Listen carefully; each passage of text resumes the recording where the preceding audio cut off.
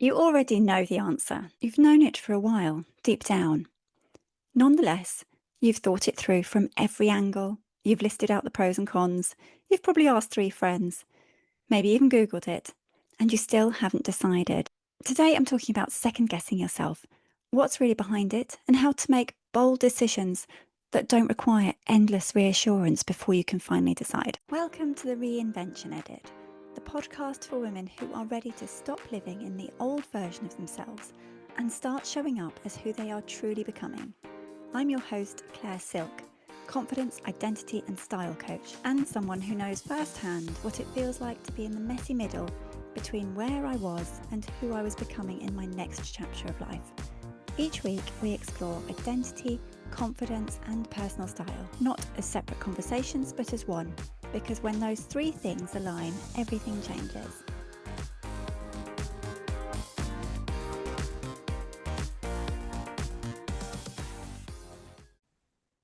Welcome back. There are 2 phrases I hear quite often from women: second guessing and self-doubt. I'm sure we've all experienced it once or twice, but sometimes it can really linger and you're left second guessing every decision you make, overthinking everything, and never quite being sure if you've made the right thing or not. And it's a really unpleasant, uncomfortable feeling. Quite often it's dismissed as indecisiveness or overthinking or just being really careful or worrying too much. In my experience, second guessing is rarely about a lack of information. Quite often, if you're second guessing yourself, you're actually very well informed. You've done the research, thought it through, and often really know exactly what you want to do. Second guessing doesn't happen because you don't have enough information. It happens because you don't fully trust yourself to act upon what you do know. And that's a very different problem with a very different solution. So today I want to talk about what really drives the second guessing, why it's so exhausting, and how to build that inner confidence so that you can easily, confidently make big decisions, big ones and small ones actually, with clarity and calm, and without needing the endless reassurance loop to feel safe enough to move. So let's start by understanding what's actually happening when we do second guess ourselves. On the surface, it looks like an overthinking problem. Too many options, not enough clarity, perhaps a need for more data. And so the solution we reach is more thinking, more research, more lists, more conversations, and searching out people who might have the answer that we're looking for. But this really just leads to overwhelm. And what I found in my own experience, in my own life, and from working with other women who describe themselves as second guessing, it's almost never really a thinking problem. There's a lot of thinking that does happen. It's a trust problem, specifically a lack of trust in yourself. When you trust yourself and you have a solid, grounded belief in your own judgment and your own instincts, decisions become relatively straightforward. Not always easy, but straightforward. You gather the information you need, you tune into what you know, and then you act. And you're able to do this with a calm authority that comes from being on your own side and backing yourself. When that self-trust is shaky, something different happens, and every decision, even the small ones, feel like the stakes are higher than they probably really are. Underneath the decision itself is a deeper fear. What if I get it wrong? What if I don't make the right decision? What if I'm not as capable as I thought? And so you gather more information, you ask more people, you make longer lists, and you delay making the actual decision because staying in the research phase feels productive and it feels safer than the moment of actually choosing. Second guessing yourself is really protecting yourself. And once you can understand that, you can move forwards. So where does second guessing come from? As ever, understanding the root of the problem is always the beginning of changing the pattern. And a kind of chronic second guessing where you don't just second guess yourself at once over one decision, it's something that happens very often. It usually comes from one or more of 4 places. Firstly, at some point in your life, probably in childhood, maybe in a relationship or even in the workplace, your instincts and opinions were regularly questioned, overridden maybe, or dismissed. Over time, this really devalues your opinion and your thoughts, and so you may have learned to distrust your own read of a situation. You've internalized the message that your judgment isn't reliable, that you needed external validation before you could act, and that what you knew on the inside wasn't enough until somebody else confirmed it. And this can run very deep. And it can show up decades later as a woman who is brilliant and capable and decisive in very many ways, yet still at the moment of commitment looks outside of herself for permission and reassurance. Secondly, perfectionism. I know this very well myself, and is a particular pattern that I do see in high achieving women. Perfectionism isn't so much about standards as it is about fear Fear that if you make the wrong choice or get it wrong, if the decision that you've made doesn't quite work out, it'll confirm something that you're already afraid is true about you, that you're not good enough, not smart enough, not capable enough. And so you delay making this decision because as long as you haven't decided, you've not got it wrong yet. Perfectionism keeps you in the research phase indefinitely, and you're busy, you're being productive, you think you're doing hard work, and there's always one more thing to consider, one more perspective to gather. One more reason why it might not work out. But it's exhausting and it's costing you more than you realise. And the third route is the fear not of failure necessarily, but of being seen to fail. Other people witnessing you get something wrong. This shows up in women who have built up a reputation for being very competent and are known as being the capable one, the reliable one, the one who has it all sorted and is really organised. When your identity is tied to being competent, a wrong decision feels like so much more than just a mistake or just made the wrong decision. It feels like a threat to who you really are. And so you gather consensus before you decide. You make sure at least 3 other people agree with you before you commit. Not really because their input is necessary at all, but because if it goes wrong, the responsibility is shared. You weren't the only one who thought it was a good idea. And finally, the fourth one is really quite subtle. This can happen to women who have spent years adapting to other people's expectations, whether they've been dressing for other people, working in roles that weren't quite right for them, or making choices on what they thought they should want rather than what they actually really wanted. Over time, this disconnection from your own instincts runs quite deep, and you genuinely don't know what you think. Not because you're not intelligent or self-aware, but because for so long, your own wants and needs have been the last thing on the list, and you've lost touch with that. So second guessing then isn't about not trusting your judgment, it's about not being able to hear clearly enough to trust it. But second guessing really does have a cost. There's the obvious cost of time and energy spent going round in circles and exhausting yourself trying to make decisions that could have been made weeks ago. Hours of thinking time and the mental load of carrying an unmade decision through days and nights. It's exhausting making a decision. And then also there's a subtler cost. Every time you second guess yourself, you send a message to your subconscious saying that you can't be trusted, you need to check, and you might be wrong. Over time, that message compounds and it becomes quite a strong belief in your subconscious. So it becomes the default, not just for really big decisions, but also for tiny ones too. Things like what to order in a restaurant, what to say in a meeting, does the email sound right, getting somebody else to read it through perhaps for you, and even whether you're allowed to want what you want. And then there's also the cost of the opportunities that you don't take because you were too busy trying to make a decision. The idea that you didn't pitch because you weren't quite sure, or a conversation that you didn't have because you weren't certain enough. The version of your life that's waiting on the other side of a decision that you keep not making. And whilst this second guessing behaviour is your brain trying to keep you safe, it's also keeping you really small. So how do we build the self-trust that makes second guessing less necessary? I have 4 things to suggest to you, and not one of them is think harder or gather more information. So the first one is to make small decisions faster. Self-trust is like a muscle, and like any muscle, it grows through use. You can train it. The way to build trust in your own judgment is to practice acting on it. And we can start really small. So for the next week, try and make a list of all the really tiny, low-stake decisions within 30 seconds. I think Mel Robbins even says 10 seconds, so if you can, go with that. Things like what to order, what to have for tea, which route to take when you're driving maybe, what to reply in a text or an email, and what to wear. This might take longer than 10 seconds though.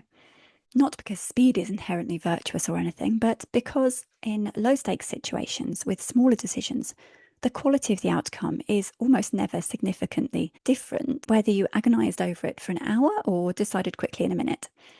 And every time that you do decide quickly and the outcome is just fine, which it almost always will be, you add one more piece of data, one more piece of evidence to the file in your subconscious that learns that you can trust yourself. You've proven that you can do it. You can make a decision and it's fine. So your subconscious starts to believe, she decided, she acted, she's okay. This is good. This is safe, essentially. And as the evidence builds gradually, you will start to change the way that you approach the bigger decisions too, because you've built up evidence that you can make decisions and you will be okay. So this week, for all small decisions, try and make them in 60 seconds or less. Aim for 10. Secondly is reframe the thought. This is really quite liberating. Reframe it as this: the quality of a decision is not the same as the quality of the outcome. A good decision can have a bad outcome, and a bad decision can also have a good outcome. Outcomes are influenced by countless factors in your control and outside of your control. What you control is the quality of your thinking and the integrity of the process. But when you're second guessing yourself, you're usually conflating the two. You're afraid to make decisions because you're afraid of the outcome. But if you can separate them and realize whether or not you're making the decision with good information, honest values, and clear intention, rather than wondering whether or not you can guarantee it will work out, then the decision becomes a lot more manageable because you have control over the first part, the good information, the honest values, and the clear intention. And you can never ever guarantee the second part. That is out of your control.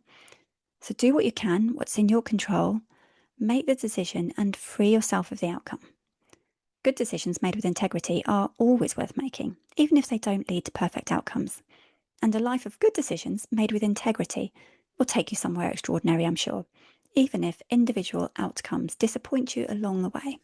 Thirdly, and this is particularly for those of you who have been disconnected from your own instincts and lost that thread back to yourself through years of adapting and conforming, societal expectations, people pleasing, and so on, this will help you tune back into yourself and your own intuition. Next time you face a decision, before you think about it, before you make a list or ask anyone else or do any research, close your eyes, take one breath, and ask yourself, what do I already know? This reminds me of what Glennon Doyle says in her book Untamed, which is brilliant. If you haven't read it, do.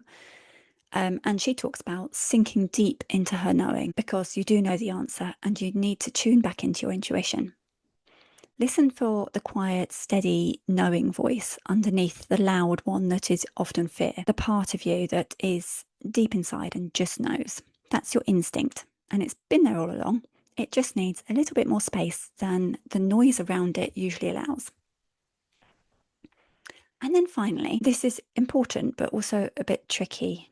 Own your decisions. When you make a decision, any decision, big or small, own it fully without hedging your bets or without creating lots of caveats around it or leaving yourself with an escape route in case it does go wrong.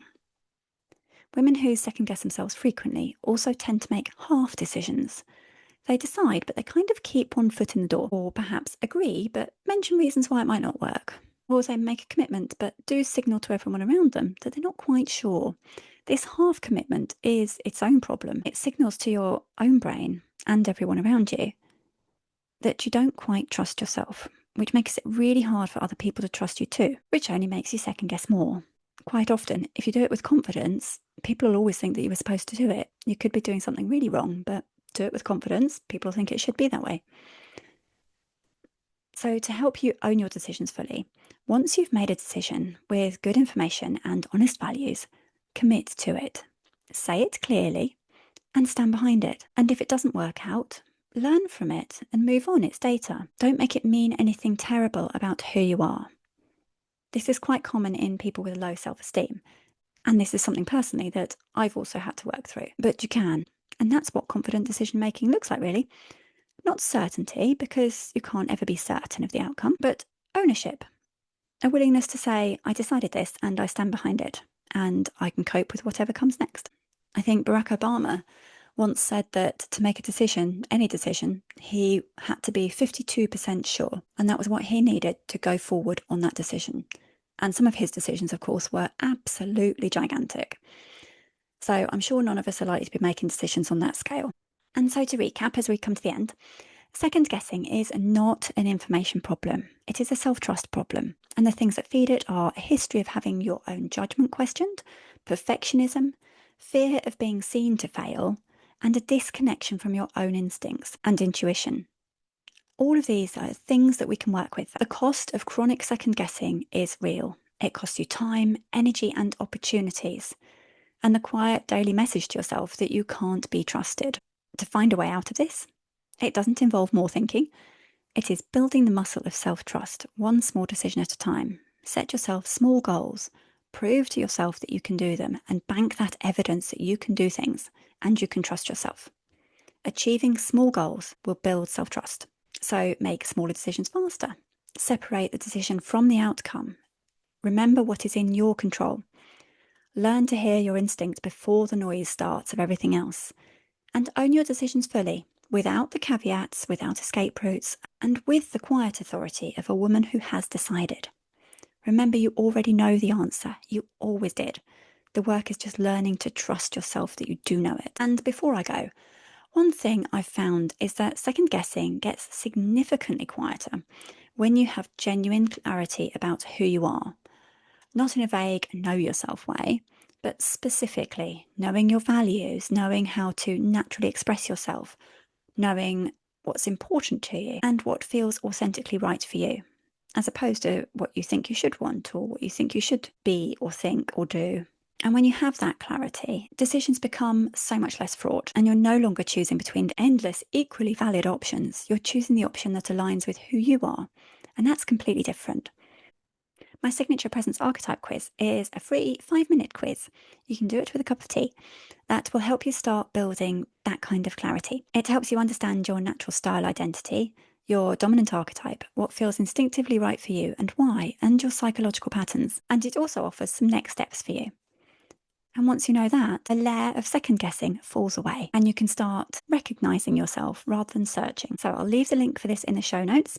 Otherwise, you can find it on my website at clairesilk.com and it's right there on my homepage, and take it today. And when you do, let me know what you thought of it and your result. I always love hearing from people who have taken it. Thank you so much for listening to this episode of the Reinvention Edit. If today's episode spoke to you, let me know and please rate, review and subscribe.